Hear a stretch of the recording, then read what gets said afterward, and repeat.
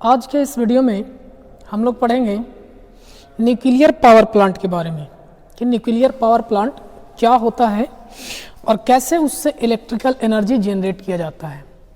हम लोग hydro power plant देखें, यानी वाटर से कैसे इलेक्ट्रिकल एनर्जी जनरेट किया जाता है, उसके क्या क्या फ़ायदे हैं, क्या क्या उसका घाटा है।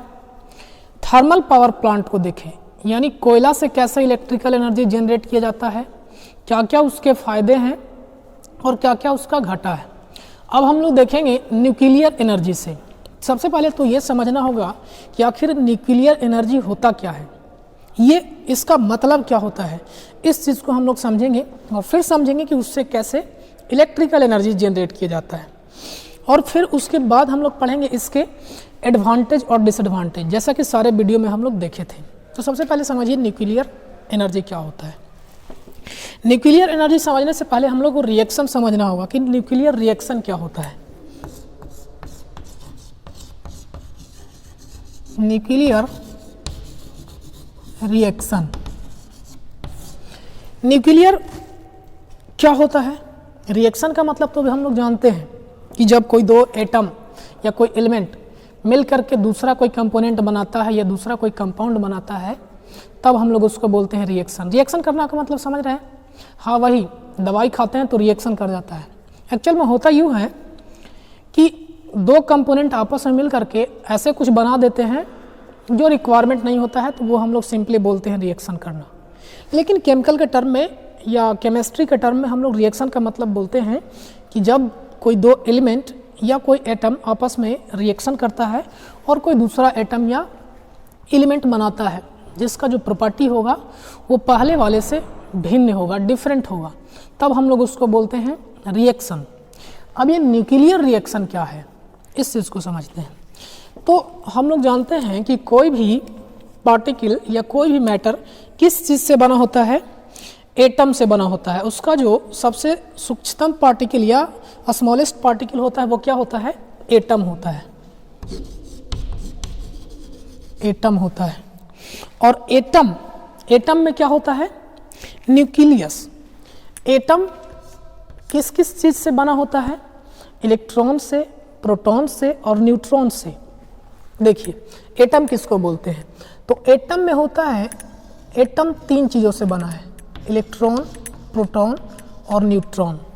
न्यूक्लियस किसको बोलते हैं, तो न्यूक्लियस बोला जाता है कि सेंटर वाले पार्ट को।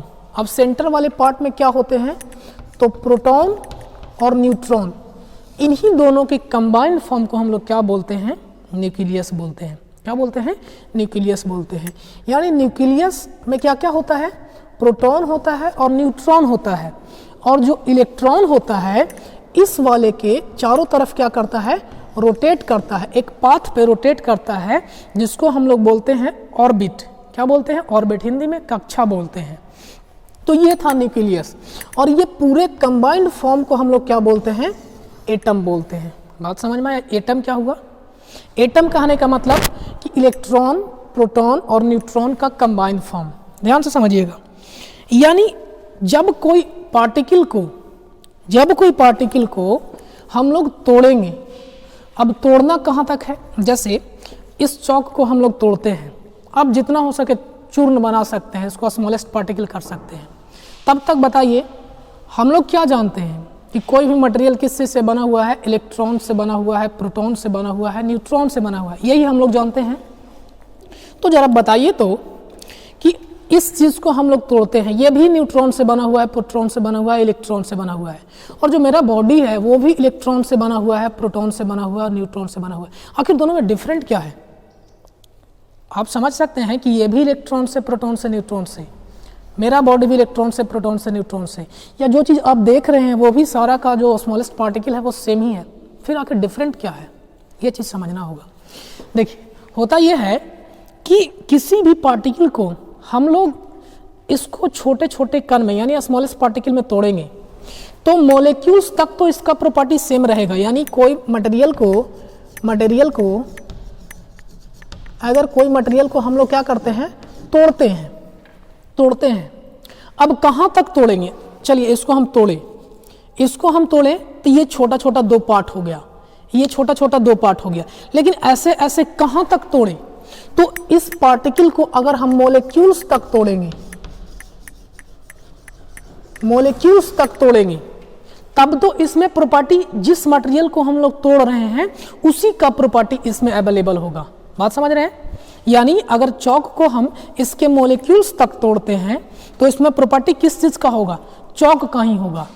लेकिन जैसे ही हम मॉलिक्यूल्स के और छोटे छोटे पार्ट में तोड़ते हैं, एटम में तोड़ते हैं, तब यहां से क्या होता है, अगर हम इसके पार्टिकल को एटम तक तोड़े तब ये अपना प्रॉपर्टी क्या होता है? चेंज कर देता है।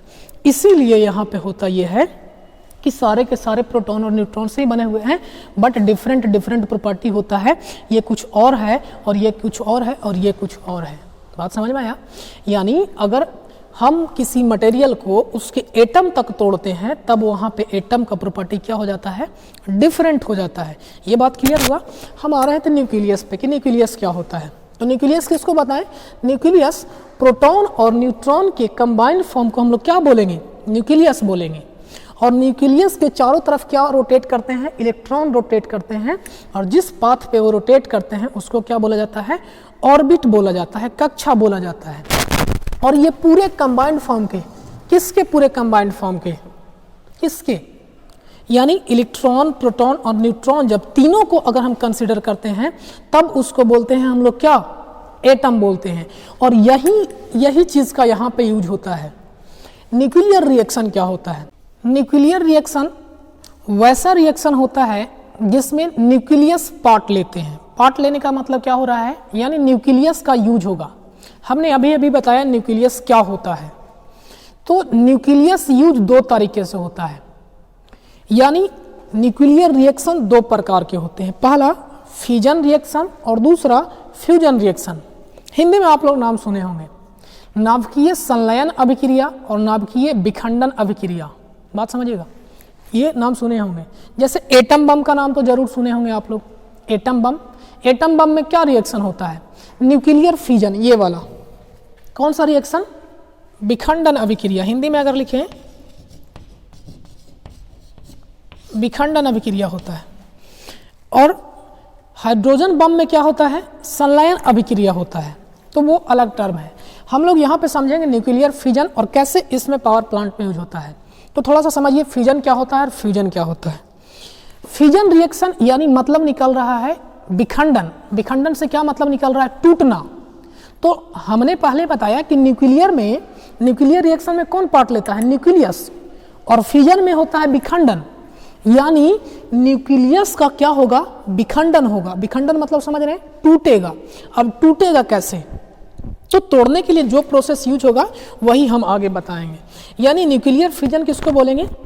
जब किसी एटम के न्यूक्लियस को, किसको? एटम के न्यूक्लियस को हम लोग 2 या 2 से अधिक पार्ट में तोड़ेंगे।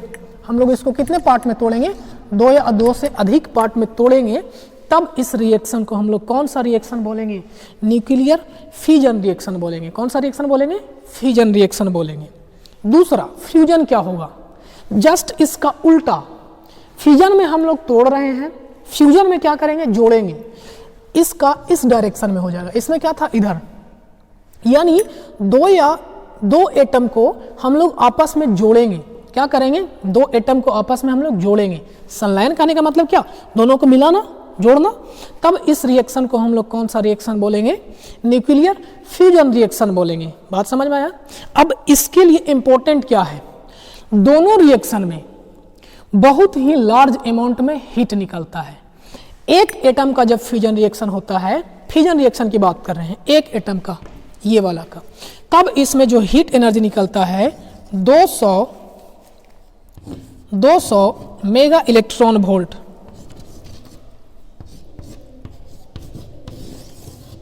किसमें? फ्यूजन रिएक्शन में। विखंडन में जब एक एटम को हम लोग तोड़ते हैं, एक एटम को जब हम लोग तोड़ते हैं तब क्या होता है? एक एटम को जब हम लोग तोड़ेंगे तो कितना एनर्जी मिलेगा? 200 मेगा इलेक्ट्रॉन वोल्ट। लग रहा होगा ये बहुत ज़्यादा है, लेकिन एक्चुअली में बहुत ज़्यादा नहीं है। लेकिन ज़्यादा होता कैसे है?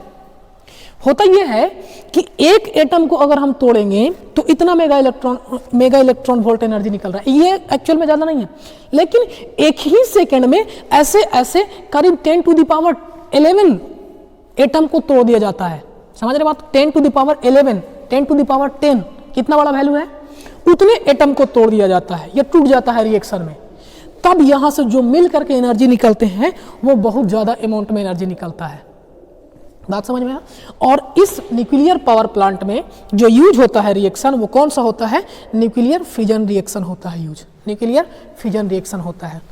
अब न्यूक्लियर फ्यूजन क्या होता है? तो जोड़ने वाला प्रोसेस। इसमें जो एनर्जी निकलता है जोड़ने वाला में जो एनर्जी निकलता है इसका करीब 1000 गुना ज़्यादा एनर्जी निकलता है। किसमें? फ्यूजन रिएक्शन में। इसीलिए फ्यूजन रिएक्शन से नहीं बना जाता है, क्योंकि इतना ज़्यादा अमाउंट हीट को कंट्रोल करना ही सबसे बड़ा प्रॉब्लम है, सबसे बड़ा चैलेंज क्या है? इतना ज़्यादा अमाउंट को कंट्रोल करना, उसके लिए मटेरियल लाना जो उतना हीट को सस्टेन कर सके, मेल्ट नहीं करे। इसलिए ये वाला यूज नहीं होता है। बात समझ में आया? अब जो यहाँ पे यूज होता है हम लोग आखिर तोड़ेंगे कैसे और किसको तोड़ेंगे? आप बताइए कि किसको तोड़ेंगे? तो बताइए तोड़ा किसको जाता है? ऑलरेडी एटम जो है वो छोटा है। ऑलरेडी एटम क्या है? छोटा है। कितना छोटा है आपको पता होगा। एटम का जो डायमीटर होता है वो कितना होता है? 10 to the power -10, 10 to the power -10, और न्यूक्लियस का 10 टू द पावर -15 मीटर। ये था डायमीटर का वैल्यू। तो अब तोड़ने के लिए हम लोग को अब क्या समझना है? हम लोग को समझना है फ्यूजन रिएक्शन, विखंडन। तो विखंडन में जो मटेरियल यूज होते हैं, अब तोड़ना है तो बड़े चीज को तोड़ेंगे जिसका एटॉमिक वेट जो होगा वो क्या होगा? ज़्यादा होगा। उसी को बोलते हैं हम लोग हैवी एलिमेंट या हैवी मटेरियल। यानी हम लोग जो जनरली यूज करते हैं वो कौन सा यूज होता है? यूरेनियम 235 या थोरियम 232 का हम लोग क्या करते हैं? यूज करते हैं। किस लिए? तो न्यूक्लियर रिएक्शन करवाने के लिए। ये तो था न्यूक्लियर रिएक्शन। अब उसका यूज यहाँ पे कैसे किया जाता है और रिएक्शन कैसे होता है, इस चीज़ को समझते हैं। यानी न्यूक्लियर पावर प्लांट के लिए न्यूक्लियर रिएक्शन क्या होता है, ये बात समझ में आया। यानी इसी रिएक्शन का यूज करेंगे हम लोग यहाँ पे। कैसे रिएक्शन करवाएंगे और क्या क्या रिक्वायरमेंट है वो चीज़ को समझेंगे। अब न्यूक्लियर पावर प्लांट में उस रिएक्शन का कैसे यूज किया जाता है, इस चीज़ को हम लोग समझेंगे। देखिए इसके कुछ कंपोनेंट हैं। सबसे पहले न्यूक्लियर रिएक्टर, क्या नाम है इसका? Nuclear reactor. उसके बाद यूज होता है हीट एक्सचेंजर। तो दो जो मेन कंपोनेंट है उस चीज़ को पहले हम बताते हैं और फिर हम लोग एक एक कंपोनेंट के बारे में समझेंगे। ये है न्यूक्लियर रिएक्टर, जहाँ पे एक्चुअल में न्यूक्लियर रिएक्शन होगा। न्यूक्लियर रिएक्शन कैसे होगा, कौन कौन से मटेरियल यूज होंगे, इसको हम अभी बताते हैं। न्यूक्लियर रिएक्टर ये हुआ। ये है हीट एक्सचेंजर, जैसा कि आपको नाम से दिख रहा है, हीट को एक्सचेंज करने का काम करता है। उसके बाद है टरबाइन। टरबाइन का क्या काम होता है? तो यहाँ पे स्टीम स्ट्राइक करता है। और उसके बाद एक टर्म आता है कंडेंसर, और फिर है जनरेटर। हम लोग शुरू से समझते हैं कि कैसे कैसे कौन सा इक्विपमेंट वर्क करता है। ये देखिए न्यूक्लियर रिएक्टर में एक्चुअल में रिएक्शन होता है। कौन सा रिएक्शन होता है? तो न्यूक्लियर फ्यूजन रिएक्शन होता है। अब फ्यूजन रिएक्शन कैसे होगा? ये जो आपको मेन रड दिख रहा है, ये जो आपको बनाया हुआ दिख रहा है, ये वाला, ये है फ्यूल रड। क्या है? Fuel rod. और रड किस चीज़ का होगा? तो रड हैवी मटेरियल का। हैवी मटेरियल कौन से होंगे? तो यूरेनियम या थोरियम 232 और या यूरेनियम 235 या 232 थोरियम। अब इसका विखंडन यानी फ्यूजन कैसे होगा?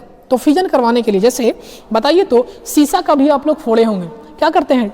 पत्थर से उसको मारते हैं। मारते हैं तो क्या होता है? दो ऑप्शन होता है।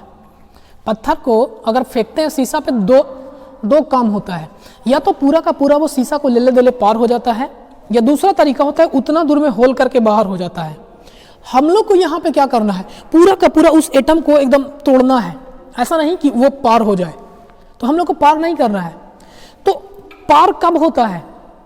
पार तब होता है जब उसका स्पीड ज़्यादा होता है। अगर आप किसी गोली का अगर मारा जाए शीशा पे, तो वो उतना ही दूर को होल करके पार हो जाएगा। लेकिन यही अगर बड़ा पत्थर से मारिए तो पूरा का पूरा शीशा चकनाचूर हो जाएगा।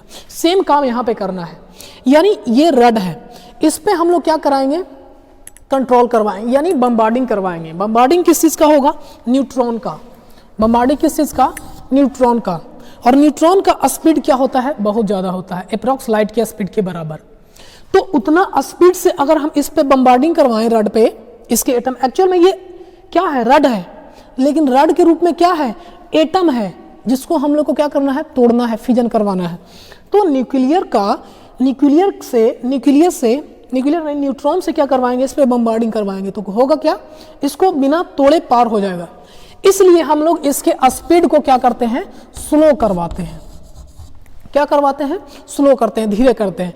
और धीरे करने के लिए हम लोग यूज करते हैं मॉडरेटर, जैसा कि आपको नाम से पता चल रहा होगा, मॉडरेटर। मॉडरेट करना, स्पीड को मॉडरेट करना। तो इसलिए यहाँ पे एक लेयर लगाया हुआ है, किस चीज का? मॉडरेटर का। किस चीज का? मॉडरेटर का लगाया हुआ है। बात समझ में आया? ये है मॉडरेटर, यानी कंट्रोल रड किससे घिरा हुआ है? मॉडरेटर से।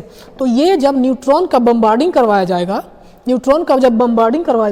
तो सबसे पहले वो मॉडरेटर से स्ट्राइक करेगा, उसका स्पीड स्लो होगा, फिर जाकर के वो रड से स्ट्राइक करेगा। और रड से स्ट्राइक करने के बाद क्या होगा? उसके एटम टूटेंगे, 2 या 2 से अधिक पार्ट में टूटेंगे। और साथ ही साथ में क्या निकलेगा? हीट एनर्जी क्या निकलेगा? लार्ज अमाउंट में हीट एनर्जी निकलेगा। लार्ज अमाउंट में क्यों? क्योंकि कुछ ही सेकंड में इतने सारे इसके रिएक्शन होंगे, इतने सारे एटम टूट जाएंगे कि सारे को मिलाकर के ढेर सारा हीट क्या हो जाएगा? प्रोड्यूस हो जाएगा।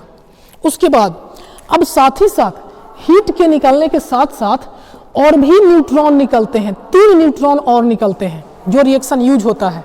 देखिए यहाँ पे, जब यहाँ पे न्यूट्रॉन को बम्बार्डिंग करवाते हैं तो 3 एक्स्ट्रा न्यूट्रॉन निकलते हैं। अब ये तीनों न्यूट्रॉन क्या करेंगे? अब दूसरे एटम से स्ट्राइक करेंगे। तो समझ रहे हैं, जब एक बार बम्बार्डिंग करवाया गया तो 200 मेगा इलेक्ट्रॉन वोल्ट एनर्जी निकला, साथ ही साथ 3 न्यूट्रॉन एक्स्ट्रा निकले। ये तीनों किसी 3 एटम को तोड़ेंगे, फिर वहां से एनर्जी निकलेगा। इस तरीके से ये जो रिएक्शन होता है, एक से करवाएं, एक बम्बार्डिंग करवाएं तो 3 निकला, फिर यहां से दूसरे को ये स्ट्राइक करेंगे तो 3 निकलेंगे, वो तीनों फिर अगले 3 को स्ट्राइक करवाएंगे। इस तरीके से जो यहाँ पर रिएक्शन होता है वो हो जाता है अनकंट्रोल्ड।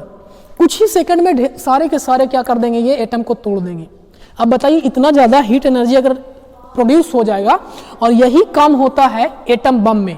वहां पे कंट्रोलिंग सिर्फ नहीं किया जाता है, और यहाँ पे इस चीज को कंट्रोल कर लिया जाता है। कंट्रोल करने से क्या मतलब निकल रहा है कि जो 3 न्यूट्रॉन निकल रहे थे, इन तीनों न्यूट्रॉन को क्या करते हैं? एब्जॉर्ब कर लेते हैं। क्या कर लेते हैं? एब्जॉर्ब कर लेते हैं। और एब्जॉर्ब करने के लिए जो यूज होता है वो क्या होता है? Control rod. कंट्रोल रड क्यों बोल रहे हैं? क्योंकि जो 3 न्यूट्रॉन निकल रहे थे, उस तीनों न्यूट्रॉन को वो क्या कर लेगा? एब्जॉर्ब कर लेगा। तो तीनों को अगर एब्जॉर्ब कर लेगा तो बताइए, तो अब रिएक्शन बंद हो जाएगा ना। हमने बताया कि एटम को तोड़ने के लिए हमको बम्बार्डिंग करवाना जरूरी है, और अगर तीनों को एब्जॉर्ब कर लेंगे तो फिर तो एक ही बार में। इसीलिए हम लोग 2 न्यूट्रॉन को क्या करते हैं? एब्जॉर्ब करते हैं। 2 न्यूट्रॉन को, एक न्यूट्रॉन अगले को वो क्या करता है? तोड़ता है। इस तरीके से कंट्रोल करके इससे हीट निकलता है। ये था हीट निकलने का प्रोसेस। कंट्रोल रड के रूप में क्या यूज होता है? कैडमियम का यूज करते हैं, या हम लोग बोरॉन का यूज करते हैं। मॉडरेटर के रूप में क्या यूज करते हैं? ग्रेफाइट का यूज करते हैं। फ्यूल रड के रूप में क्या यूज करते हैं? यूरेनियम का यूज करते हैं। तो ये थे तीनों का कंपोनेंट, और जो मटेरियल यूज होते हैं वो। अब हम लोग यहाँ पे बम्बार्डिंग के लिए न्यूट्रॉन ही क्यों करवा रहे थे? तो न्यूट्रॉन करवाने का भी कोई कारण था। आप लोग जानते हैं कि न्यूट्रॉन पे कोई चार्ज नहीं होता है। चार्ज कहने का मतलब क्या हुआ कि पॉजिटिव चार्ज, नेगेटिव चार्ज, ऐसे कोई चार्ज नहीं होता इस पे, तो वो किसी को डिफेक्ट नहीं करेगा या अफेक्ट नहीं करेगा। इसलिए हम लोग न्यूट्रॉन यूज करेंगे।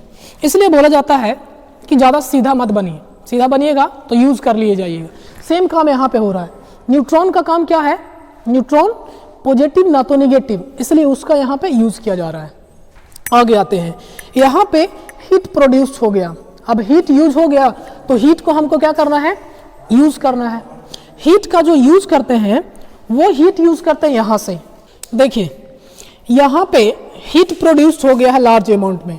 अब उस हीट को हमको क्या करना है? ट्रांसमिशन करना है। अब हम लोग जानते हैं कि जो हीट का ट्रांसमिशन होता है वो हाई टेम्परेचर से लो टेम्परेचर की होता है। तो यहाँ पे इसका टेम्परेचर हाई मिल गया है और यहाँ पे टेम्परेचर लो होगा। यहाँ पे हाई है तो ऑब्वियस सी बात है कि यहाँ लो होगा। यहाँ से यहाँ हीट ट्रांसफर होगा। अब हीट ट्रांसफर करने के लिए मेरे पास बहुत सारे ऑप्शन है। आप लोग कभी खाना बनाए होंगे तो देखते होंगे जब सब्जी बनाया जाता है तो उसका जो पकड़ने वाला होता है डब्बू शायद, तो उसका लास्ट एंड, एक एंड तो जहाँ पे लगा रहता है यूज हो रहा है और दूसरा एंड में उसका हीट हो जाता है। क्यों? हीट ट्रांसमिशन की वजह से। सेम काम यहाँ पे भी होता है, हीट का ट्रांसमिशन होता है, लेकिन हम लोग वो रॉड का यूज नहीं करते हैं। हम लोग यहाँ पे एक ट्यूब में लिक्विड का यूज कर लेते हैं। लिक्विड का कहने का मतलब क्यों? क्योंकि यहाँ पे जो लिक्विड होगा वो लिक्विड क्या होगा? गर्म होगा। अब वो लिक्विड गर्म की वजह से यहाँ आएगा ठंडा की ओर, उसका लिक्विड के द्वारा हम लोग क्या करेंगे? हीट का ट्रांसमिशन करेंगे और उसी लिक्विड को हम लोग क्या बोलते हैं? कूलेंट। क्या बोलते हैं? कूलेंट। और कूलेंट के रूप में क्या यूज होता है? तो सोडियम होता है और D2O जिसको ड्यूटेरियम ऑक्साइड या हैवी वाटर बोला जाता है वो भी यूज करते हैं। यानी जिस वाटर का या जिस मटेरियल का, जिस लिक्विड का हीट को ट्रांसमिट करने का कैपेबिलिटी ज़्यादा हो वो वाला यहाँ पे क्या कर लेते हैं? यूज कर लेते हैं। अब यहाँ से हीट यहाँ पे आ गया है, यानी यहाँ तक ये जो ट्यूब आपको दिख रहा है टेढ़ा मेढ़ा किया हुआ है ताकि जो सरफेस एरिया हो इसका क्या हो? बढ़ जाए। तो हीट यहाँ पे आ गया। अब इस हीट से हम लोग को क्या किया जाता है? करना है स्टीम जनरेट करना है। स्टीम जनरेट क्यों? क्योंकि स्टीम का प्रेशर क्या हो जाता है? ज़्यादा हो जाता है। हम लोग कुकर में कभी खाना बनते देखे होंगे, वाटर का प्रेशर और स्टीम का प्रेशर कितना ज़्यादा होता है ये आप अंदाज़ा लगा सकते हैं। सेम काम यहाँ पे भी होता है। यानी अब यहाँ पे जो आपको दिख रहा है ये क्या है? वाटर है। क्या है? वाटर। तो वाटर जैसे ही इस हीट के संपर्क में आएगा, एक्चुअल में बात समझिएगा, ये जो आपको हीट दिख रहा है ये इस हीट और ये वाटर का संपर्क नहीं होगा, एक्चुअल में वो मिक्स नहीं होगा, लेकिन इसके सरफेस पे भी ये जो ट्यूब दिख रहा है ये ट्यूब भी बहुत है क्या है? हॉट है। इस वजह से हीट के टेम्परेचर की वजह से ये वाला वाटर क्या होगा? स्टीम में चेंज होगा और स्टीम में चेंज होने के बाद ये कहाँ जाएगा? इस रास्ते से कहाँ जाएगा? वो टरबाइन के पास चला जाएगा। और जब ये वाटर के संपर्क में आने से ये जो कूलेंट था अपना हीट लॉस कर दिया। अपना हीट किसको दे दिया? वाटर को। और वाटर किस में चेंज हो गया? स्टीम में। तो ये वाटर एब्जॉर्ब कर लिया उसकी हीट को। तो बताइए कि जो इसमें कूलेंट था वो क्या हो गया? कूलेंट ठंडा हो गया। अब ठंडा हो गया तो फर्दर इसको क्या कर दिया जाएगा? पंप लगा करके वह पुनः इसमें भेज दिया जाएगा। पुनः भेज दिया जाएगा ठंडा कूलेंट और ठंडा कूलेंट फिर यहाँ से गर्म होकर के फिर इस तरीके से कूलेंट सर्कुलेट होता रहेगा। अब जो स्टीम बना, इस स्टीम को हम लोग कहाँ पे? टरबाइन पे स्ट्राइक करवाएंगे। स्टीम के प्रेशर की वजह से ये टरबाइन क्या होगा? रोटेट करेगा। रोटेट मतलब घूमेगा और घूमने की वजह से हम लोग अल्टरनेटर को क्या कर दिए हैं? कनेक्ट कर दिए हैं टरबाइन से। टरबाइन से कनेक्ट किए हैं, ये घूमेगा तो फिर ये भी घूमेगा और घूमने के बाद हमको क्या मिल जाएगा? Electrical energy. ये था एक्चुअल में प्रोसेस। यानी इलेक्ट्रिकल एनर्जी जनरेट होने के बाद जो स्टीम यहाँ पे टरबाइन पे स्ट्राइक कर रहा था वो स्टीम अब निकलेगा। तो बताइए तो कि यहाँ पे स्टीम के हीट का हम लोग क्या कर लिए हैं? यूज कर लिए हैं। हीट लॉस्ट हो जाएगा। लेकिन ऐसा नहीं है कि पूरा का पूरा उसमें जितना टेम्परेचर था वो सारा का सारा खत्म हो जाएगा और वो वाटर बन जाएगा। एक्चुअल में वो भी रहेगा क्या ही? स्टीम ही रहेगा, लेकिन टेम्परेचर कम होने की वजह से उसका जो प्रेशर होगा वो डिक्रीज कर जाएगा। तब ये स्टीम अब कहाँ निकलेगा? बाहर निकलेगा। स्टीम निकलेगा और ये है कंडेंसर। कंडेंसर का क्या काम होगा? कंडेंसर का काम इतना होगा कि जो स्टीम यहाँ से निकल रहा था उस स्टीम को ठंडा करना। ठंडा क्यों करेंगे? डायरेक्टली हम लोग ऐसा भी तो कर सकते थे कि वाटर को यहाँ से जो स्टीम निकल रहा है उसको फेंक देते। ठंडा इसलिए करते हैं ताकि यहाँ पे जो इसका एग्जिट पॉइंट है वो ठंडा रहे और ठंडा रहेगा तभी यहाँ से स्टीम जल्दी जल्दी आएगा और बाहर जल्दी जल्दी निकलेगा। टेम्परेचर डिफरेंस होना बहुत ज़रूरी है। इस पावर प्लांट में जो भी पावर प्लांट स्टीम पे वर्क करता है उसमें टरबाइन के इनलेट यानी इनलेट जहाँ से स्टीम दिया जा रहा है और आउटलेट, इन दोनों के बीच में टेम्परेचर डिफरेंस होना बहुत ज़रूरी है। इसीलिए कूलेंट का, कंडेंसर का यूज़ करते हैं। किसका यूज़ करते हैं? कंडेंसर का। कंडेंसर का काम है कि जो स्टीम निकल रहा है उस स्टीम को जल्दी जल्दी ठंडा करके यहाँ का टेम्परेचर क्या कर दिया जाए? कम कर दिया जाए। तो यहाँ का टेम्परेचर और यहाँ का टेम्परेचर डिफरेंस मिलेगा और डिफरेंस मिलने की वजह से जल्दी जल्दी स्टीम बाहर आएगा और ये रोटेशन फास्ट होगा। कूलेंट का क्या काम है? ठंडा करने का। कंडेंसर का क्या काम है? ठंडा करने का। ठंडा कैसे करेगा? तो इसमें हम लोग ठंडा पानी दिया जाएगा। इसमें ठंडा पानी दिया जाएगा। इधर से ठंडा पानी देंगे। ठंडा पानी के संपर्क में ये ट्यूब में क्या है? स्टीम है। क्या है? स्टीम है। स्टीम ये ठंडा पानी के संपर्क में आएगा तो ये खुद ठंडा होकर के किस में चेंज हो जाएगा? वाटर में चेंज हो जाएगा। और फिर इसी वाटर को हम लोग कहाँ पे सेंड कर देंगे? कहाँ पे? हीट एक्सचेंजर में। और ये साइकिल क्या होगा? कंप्लीट होते रहेगा। एक साइकिल आपको यहाँ देखने को मिला और एक साइकिल यहाँ पे देखने को मिलेगा।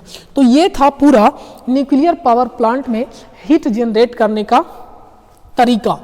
हीट जनरेट हुआ, फिर हीट से स्टीम टरबाइन को रोटेट करवाया गया और उससे कपल करके अल्टरनेटर से इलेक्ट्रिकल एनर्जी प्रोड्यूस कर लिया गया। अब इस पावर प्लांट के फायदे क्या हैं? फायदा ये है कि जो आपको ये देखने को मिल रहा है, जितना 2000 टन से लेकर के 4500 टन कोयला जितना हीट प्रोड्यूस करता है, समझ रहे हैं आप?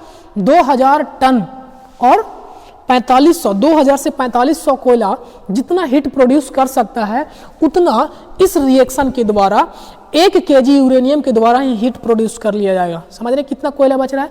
इसलिए ये वाला पावर प्लांट फ्यूचर के लिए बहुत ही फायदेमंद है, क्योंकि कोयला का जो सोर्स है वो लिमिटेड है, आज न कल खत्म होने वाला ही है।